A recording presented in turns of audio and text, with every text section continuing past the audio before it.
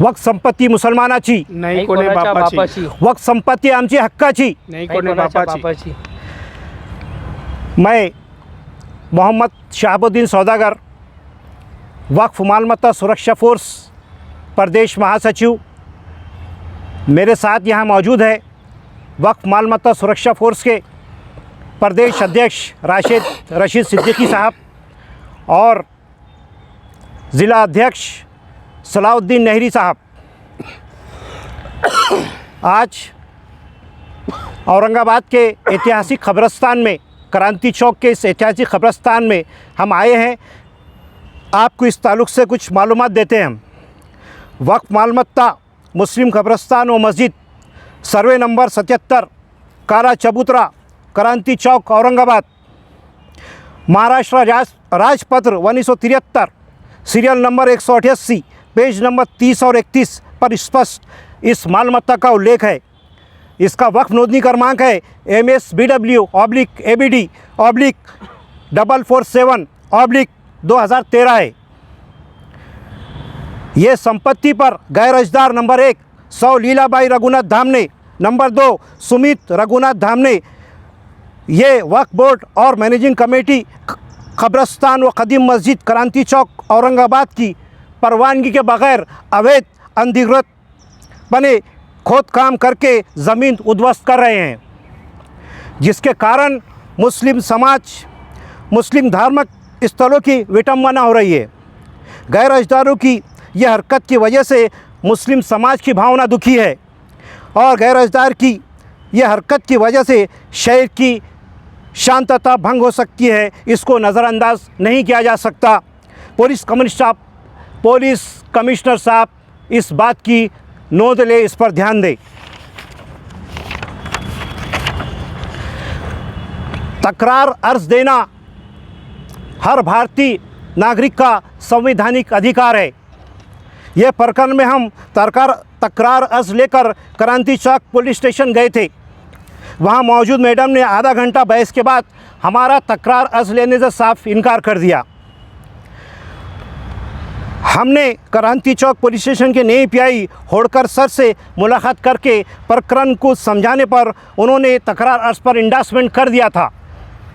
लेकिन जैसे ही मैडम को मालूम हुआ कि पीआई होड़कर सर ने इंडोर्समेंट कर दिया है और आदेश कर दिया है कि इनका अर्ज ले लो, मैडम फौरी दौड़कर होड़कर सर के केबिन में पहुंच गए और उन्हें बता दिया कि अर्ज क्यों नहीं लेना चाहिए। जिसके बाद पीआई होड़कर सर ने इंडोर्समेंट किया हुआ हमारा तकरार अर्ज हमें वापस कर दिया, जो इस वक्त हमारे हाथ में मौजूद है।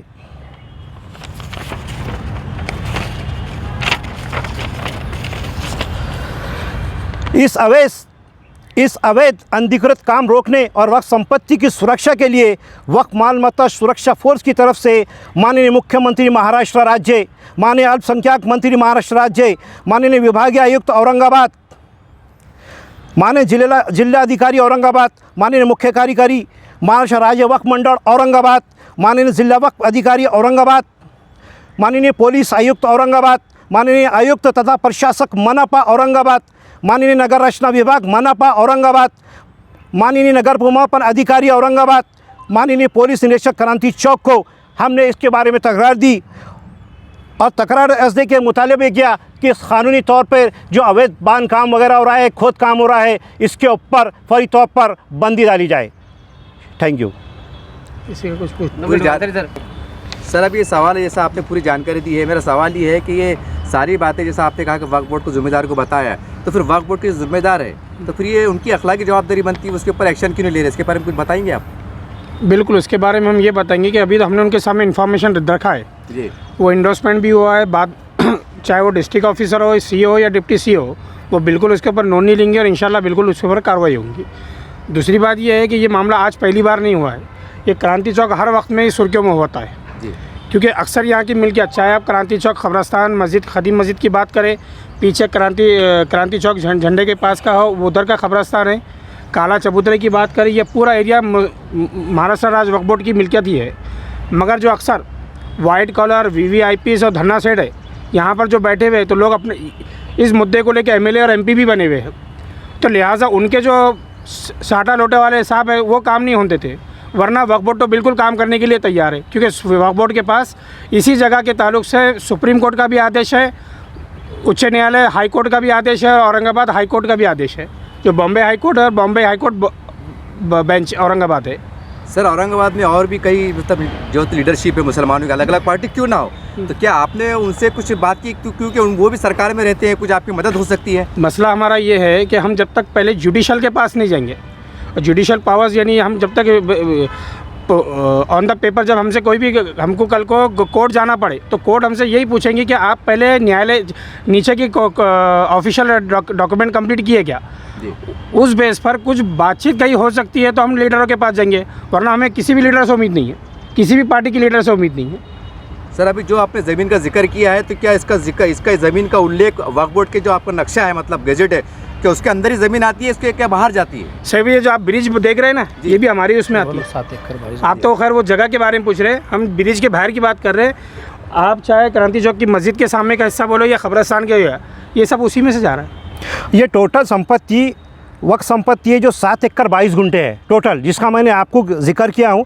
ये महाराष्ट्र गजेट में भी है 1973 188 में, सीरियल नंबर 188 पेज नंबर 3031 में, और ये वक्त में रजिस्टर्ड है, वो भी 2013 में रजिस्टर हुई है। वामसी में भी है। अरे सेंट्रल जो वक्फ काउंसिल है वामसी, वहाँ भी इसका उल्लेख है। सर अगर इसके ऊपर फिर आपका जो वो क्या अगला कदम, अगर मान लीजिए कि अगर इसके ऊपर ऐसा आपने आवाज़ लगाई है, दोहार लगाई है, तो इसका कोई लोकशाही माध्यम से कोई अगला आपका कदम क्या रहेगा? हम बहुत बड़े पैमाने पर क्रांति चौक पे जो अक्सर धरने मोर्चे होते हैं, वहाँ पर हमारे वक्फ मालमत्ता सुरक्षा फोर्स के हज़ारों कार्यकर्ताओं के लिए धरना आंदोलन करने वाले हैं।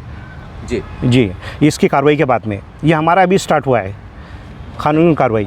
आपका नाम और आपका वो बोल दीजिए एक बार रिपीट। मैं मोहम्मद शहाबुद्दीन सौदागर, वक्फ मालमत्ता सुरक्षा फोर्स का प्रदेश महासचिव हूँ मैं। ये हमारे प्रदेश अध्यक्ष है और ये हमारे औरंगाबाद ज़िले के ज़िला अध्यक्ष है खालिद नहरी साहब। Thank you sir.